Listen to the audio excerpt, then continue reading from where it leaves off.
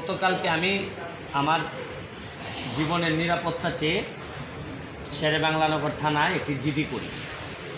জিডির বিষয়টি হচ্ছে গিয়ে যে গত বৃহস্পতিবার সংসদে থাকাকালীন সময়ে আমার এলাকার যিনি অফিসার ইনচার্জ উনি আমার ফোন দিয়ে জানালেন যে স্যার আপনি একটু বাড়ি আসলে আপনার সাথে আমার একটু বসতে হবে, গুরুত্বপূর্ণ কথা আছে।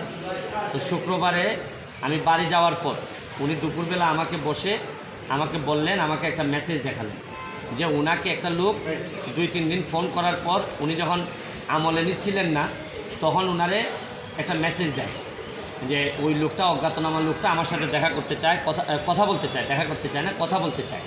তো ওসি সাহেব আমলে নেননি। পরে যখন মেসেজটা দেখছেন যে মেসেজের মধ্যে আছে, দেখা যাচ্ছে যে একটা কন্ট্রাক্ট কিলার গ্রুপ যারা হায়ার করা হয়েছে তারা নাকি অ্যাক্টিভ, তার বক্তব্য অনুযায়ী।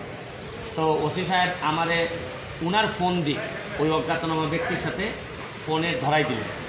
আমি কথা বললাম, কথা বলার পর যে জিনিসটা ওরা জানাইলো আমাদেরকে, ওই অজ্ঞাতনামা ব্যক্তি সে নিজেকে আইডেন্টিফাই করতে চায় না, সে তার অ্যাড্রেস বলতে চায় না।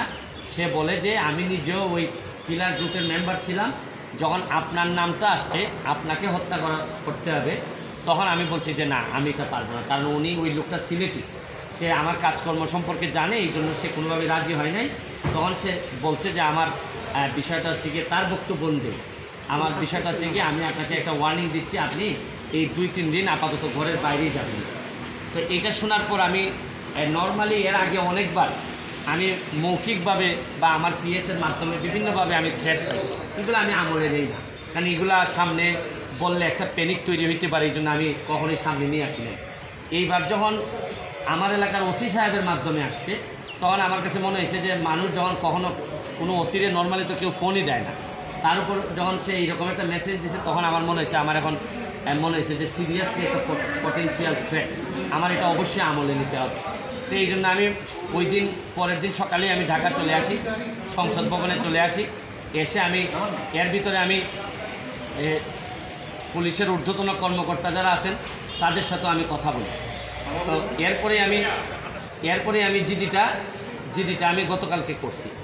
কিন্তু আমার যে জায়গাটাতে প্রশ্ন হচ্ছে, দেখেন আমি একজন মেম্বার অফ পার্লামেন্ট, পুলিশ যখন আমার এলাকার ওসি সাহেব যখন জানলেন কোনো একটা মারফতে যে আমার একটা লাইফ রিস্ক আছে, তখনই কিন্তু উচিত ছিল যে উনি এসপি সাহেবের সাথে আলাপ করবেন, ডিআইজি সাহেবের সাথে আলাপ করবেন।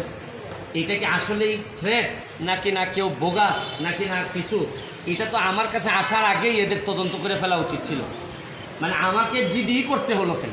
প্রশ্নটা হচ্ছে গিয়ে যে আমার থ্রেটটা তো আমি জানি না, জানছে প্রথমে ওসি সাহেবের পরে এটা এসপি ডিআইজি ওনাদের কাছে যায়।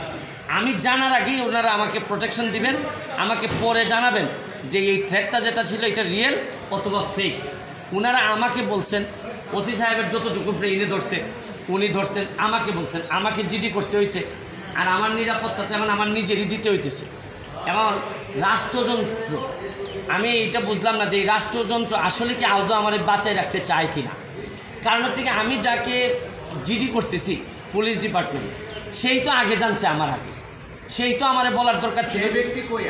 সে ব্যক্তি আইডেন্টিফাই করা নাই। পুলিশ মারফত কখনো শুনলাম যে ওনারা নাকি ট্রেকিং করে, কখনো বলছেন যে এই পাহাড়তলি চট্টগ্রামের, তারপরে কখনো বলতেছেন তার বাড়ি এই বড়লেখা বা সিলেটের কোন জায়গায় যেন। তা আমার বিষয়টা হচ্ছে গিয়ে যে দেখেন, এই দেশে বঙ্গবন্ধু মারা গেছেন, তার পরিবার সবাই মারা গেছে, আমার হবিগঞ্জের শাহ এমএস কিবরিয়া সাহেব মারা গেছেন, আমরা তো কোনো প্রোটেকশনই দিতে পারিনি।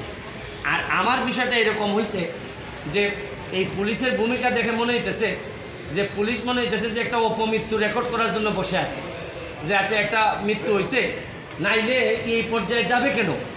আমি কি করতেছি না করতেছি সব পুলিশ এবং এনফোর্সমেন্ট এজেন্সির